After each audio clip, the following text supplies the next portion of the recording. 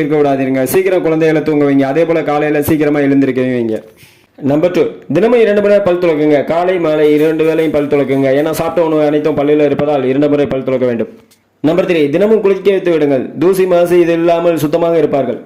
Number 4, தினசரி கழிப்பறையை ஒவ்வொரு முறை பயன்படுத்திய பிறகு கழிப்பறையை சுத்தமாக கழுவ சொல்லி கற்றுக் கொடுங்கள். நம்பர் 5, உங்கள் நயங்களை தவறாமல் ஒழுங்கமைக்கவும். உங்கள் நயங்கள் சுத்தமாகவும் இருக்கணும். உங்கள் நயங்களில் அழுக்கு கிருமிகள் எதுவும் இல்லாதவாறு பார்த்துக்கொள்ள வேண்டும் என்று அவர்களுக்கு சொல்லிக் கொடுங்கள். நம்பர் 6, உங்கள் தலைமுடியை தொடர்ந்து எண்ணெய் தடவி உலர வைக்கவும். காரணம் என்னவெனில் உங்கள் தலைமுடியில் எண்ணெய் இருந்தால் தலைமுடி நன்றாக வளர்ந்து கொண்டு வரும் என்று அவர்களுக்கு புரிய வையுங்கள். பாயிண்ட் 7, ஒவ்வொரு உணவிற்கு முன்னும் பின்னும் உங்கள் கைகளை சுத்தமாக கழுவுங்கள் என்று சொல்லிக் கொடுங்கள். காரணம் என்னவெனில் தூசி மாசு எது இருந்தாலும் நீரில் கழுவும் போது சுத்தமாகிவிடும் கை. நம்பர் 8, எப்போதும் ஆரோக்கியமான மற்றும் சீரான உணவை உண்ண கற்றுக் கொடுங்கள். எப்போதும் நல்ல உணவை அவர்களுக்கு கொடுங்க. சரிவித உணவு அவங்களுக்கு தேவைப்படும். வளர்ச்சிகளுக்கும் எல்லாத்துக்கும் சரிவித உணவு கட்டாயம் தேவைப்படுகிறது. நம்பர் 10, உங்கள் உணவை சரியாக